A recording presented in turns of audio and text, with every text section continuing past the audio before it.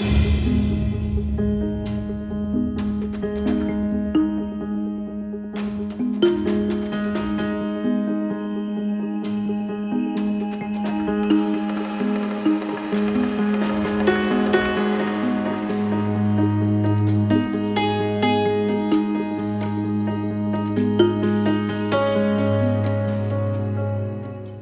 and welcome to Delivering on Digital by Default, part of HSD's public sector briefing sessions. My name is Gus Miletto. I'm the Business Development Manager at HSD. So firstly, what does digital by default mean? Well, for public sector agencies or departments, it's the ability for citizens to engage with you from start to finish online. Now, online being PC, laptop, browser, tablet, or even smartphone.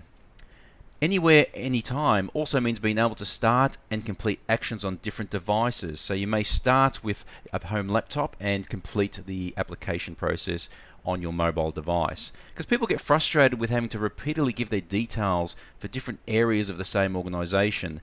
And with the agile approach, it's a user-centered design and experience with the government agency as they experience with the online banking or retail outlets. Currently, these are some of the challenges facing government agencies and departments. And this is a worst case scenario, but we see it quite a lot at HSD, where over the years, different systems have been implemented, such as Access databases, a .NET web application that interacts with other .NET web applications that do very specific tasks. And there's one over here on the side that doesn't integrate at all, but it does a very specific function. And then we've got some other bespoke legacy apps that have been purchased over the years, and so on and so forth, Excel, paper-based. And this is a situation that we see quite common, and this restricts that customer-centric experience that we're all striving for with digital by default. Now, usually we have some sort of a reporting solution or layer putting all these things back together so we have some sense to all these disparate data systems. Now, typically with government projects, we find the majority of them are workflow or case orientated. Now we've got a situation where there's an applicant. This is a specific example of a vehicle import application system where you want to import a vehicle from overseas, and this is part of the compliance process where we have an applicant that registers online. They have a validation process with the online form, follow some business rules, and depending on the complexity, whether some interaction is required or otherwise it just goes straight through to the completion and they can import this particular vehicle. Now what we find when we talk to government agencies, they believe that in their situations they're very unique and different, but this next workflow here is a general public complaints process. As you can see, the process is rather similar. We have a public sector individual and they want to lodge a complaint with a particular agency, and they have to follow some mandatory fields in their form. And at that point we do a triage to see, is this something that needs to be escalated? If not, there's a follow-up procedure, a respond, a manager review, and we complete, and that's a satisfied, hopefully a satisfied citizen in the end there. Again, the process is very similar to the vehicle import system that we just showed before. Thirdly, another application, and this is the one that I'll be demonstrating after this series here. It's the homeschooling application. So I'm a parent or guardian and I wish for my child to be homeschooled, and there's a registration process as well. Again, an online form and with validation of data just to make sure that the address and all those details are correct. There's some business rules online as well. Now if there's some manual interaction required, that would go to a case manager, but otherwise it'll just go straight through an approval refusal process, update the register, say yes, your child can be homeschooled, and to completion. So what I'd like to do is show you this approach. Now we call it the Lego approach, and rather than the disparate systems, we are now utilizing commercial off-the-shelf products or COTS products and just using configuration to join them together, and this achieves that agile process that we spoke about earlier. And it uses best of breed of supported vendors such as Microsoft Dynamics CRM, Infinity IntelliDocs Smart Forms, SharePoint for document management. SQL is a standard Microsoft database underpinned by the Windows Server, and of course cloud for when delivery needs to be in a cloud or a secure cloud environment. Now all the integration and configuration is included with all these components to make them work in the way that the organization needs it to work. In much the same way we saw those three scenarios, the configuration of the COTS products made the difference between the actual applications themselves. So the key to this LEGO approach is which bits to use, and in this case of the demonstration, which bits not to use, which are the most appropriate pieces to use to achieve the desired outcome. So with this demonstration, we're going to kick into the homeschooling application. Now, again, with this, we are looking at the public sector, and we say the old way, I suppose the not so fun way that we used to do these things was by downloading a form, such as a PDF form, manually filling it out, all the details in there, all the mandatory requirements, and either emailing or emailing or posting this form off to the government agency. Now, the government agency would receive this and have to look and enter this into one of their core legacy systems that we showed them on the screens previously. Now, obviously, it's not a very effective way from both sides, from the parent or guardian wanting to register their child to the government agency who has to put it into a system, and obviously have to contact the parent or guardian just to touch base on a few items in there or just to get some clarity. Now, the new way is using the LEGO approach that we demonstrated before, and I'll show you this in as far as the smart forms with Infinity, as far as guiding the user, the parent or guardian, through the processes of registering their child and validating a lot of the information, especially the address information, and then how it seamlessly enters into a dynamic CRM for the case manager to process that application and bring it through to registration.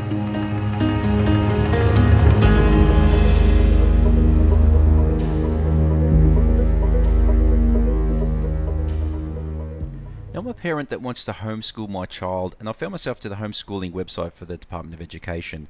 I see the application button here. Now, here we are at the homeschooling registration application. Now, as the parent or guardian, I can see it's asking for the homeschooling location, which I'll start to fill out here. Now, with suburb and state, you'll see that it has a AusPost lookup, which is quite convenient for the end user and also for the agency who needs to deal with this, just in case there's some inconsistencies with the address. Now, the contact method, I'm happy with email. I do have other choices, mail, for example. Now, because I'm choosing email, it makes my contact email address mandatory, which I'll complete here. The form will not allow me to continue unless I complete all the mandatory items. Now, for the title, we're going to introduce Mr. Chris Smythe. His phone number and his personal email is the same as the contact one. Now, I'm going to add Chris Smythe's wife. We've got Mary Smythe, and she wants to use a mobile number. Happy with the same email address, and moving forward. You can see clearly, very simple to use, very simple to fill out. Now, for the homeschooling students, well, we'll have Chris and Mary with their son Jack. Say Jack John Smythe, his date of birth, let's just say 2002, and Jack's a male. And we'll also register Jack's sister, of course, Jill.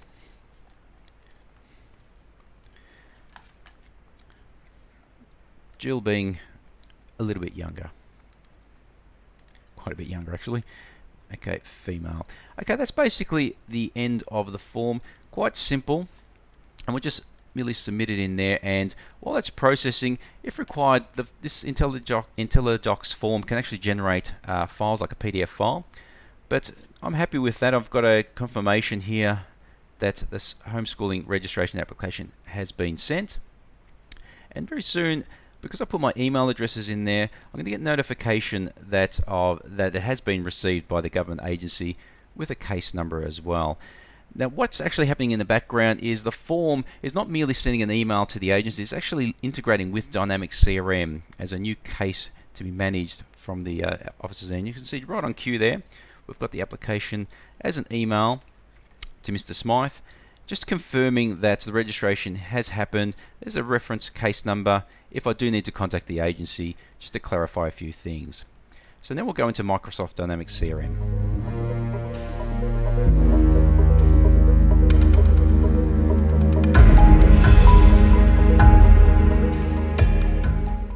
Now here we have Microsoft Dynamics CRM. Dynamics CRM is a commercial off-the-shelf application that's widely used in government agencies. Now in this particular case, I'm the case manager. I'm the person responsible for registering Jack and Jill for homeschooling. As I scroll down, I see the application here, and I'll give it a click. And although the form initially was quite basic, I've got a wealth of information here to achieve the application for Jack and Jill. Now the form actually did help me with my own KPIs. We can see our process navigation bar along the top here, and it's got the first response sent is yes, and it's got a succeeded status here. What that really is, that's the email, the notification email that was already sent out. So even before I even open this application, the process has already started for me, and I can see there's another resolved by due date that's due in 2 days actually. So I'll get cracking and getting this application going. So the form actually, or the process flow actually guides me along the way, and these are some steps that are required to achieve the application for Jack and Jill. Now over here we've got the information regarding the case, or the details, or the application. Our SLA times are in the middle here, and over to the right we've got all our communications, our notes and activities, including things like phone calls, appointments, or tasks relating to this application. Now within that, I'll do some of those tasks. May be things like getting an invoice paid, which is yes. Recommending action, once that's done, I might say yeah, I approve this to be escalated to my manager to resolve. So which I'll click that here just to help that along. Now because my role only allows me to go so far, I'll need to resolve this via a manager. You can see the ownership has just changed from myself to my manager, and once he's looking at this application, he can click on resolve and perform that task.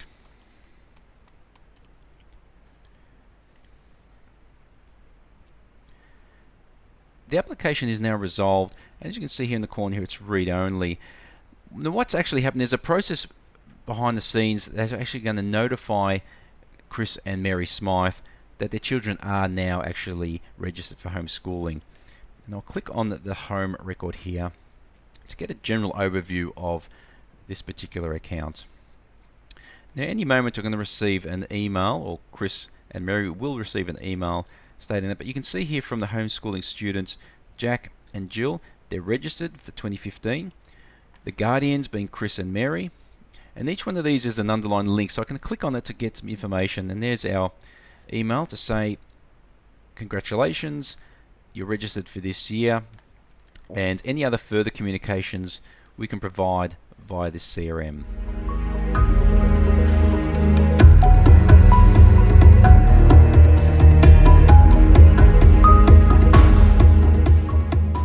Now one of the challenges the department has was with renewals or continuations of homeschooling.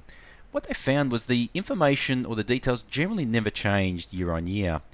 And when we looked at the components and using the Lego approach, we thought we could be really clever and have the parent or guardian registering again on a form to say, yes, I'm happy for my child to re-register. Or we looked at the components and thought, how can we do this in a more efficient way? Now this is an example of how we achieved that target. Now generally this would be an automated process. We trigger it around October every year to the parent or guardian to ask the question, are you going to continue on homeschooling for your child? So I'm just going to manually trigger that, but this would be an automated process, and hit save.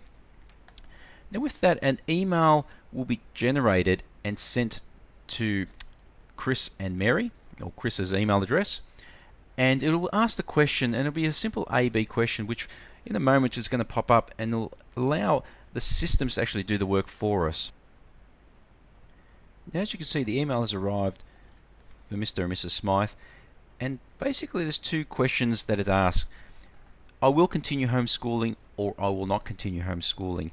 Now in this case, for the scenario, I'll actually continue homeschooling, and the confirmation is presented to the parent or guardian to say, yep, your continuation request has been sent. And with that, I'll go to CRM and just see how it looks like from the department side.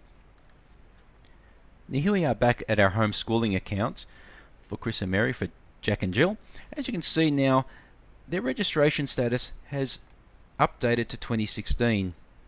And if I click on Jack's individual record, at any point I can see his history for homeschooling. Now the CRM is going to manage and track this for the entire life cycle of Jack and Jill's schooling time. And we can see here, we've got another email that just popped in to say, congratulations, Jack and Jill are registered, it's confirmed for the 2016 school year. So the communication is pretty much instantaneous, which is fantastic as far as the processes for the parent and also for the department. Now, earlier in the demo, we showed how a manager was required to actually resolve the application. Now, this dashboard is for the team member, but for the manager, they probably have a dashboard more aligned with their role. In this case, we've got one here where we see how many cases are required from the manager to the staff. Again, a similar one that we saw before, active homes, and kind of a service leaderboard of which team members are performing and which ones may require a bit more assistance.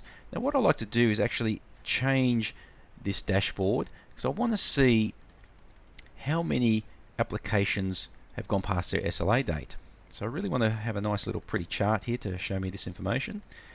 Now in CRM we call them cases, and within that we'll have a view of overdue applications, and I'd like to show it by priority. We'll simply add there.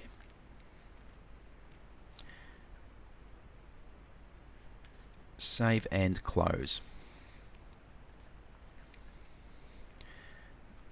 Okay, so I'll hit refresh and we'll see now the new dashboard appears, and then within that I can see from my dashboard view the extent of the cases that are past the SLA, and within that I've got coloured graphs to represent how many of those are from managers, how many from staff, and I can click on the coloured selection and that'll segment it down to the specific records. And I'll just click on this one here, North Street. Let's check out what's going on here. It seems we're well overdue. We're 14 days over the SLA date. If you recall, it was 2 days. So we really want to get some action happening to resolve this application quick smart, because some parents that are not quite happy with our performance in this one here.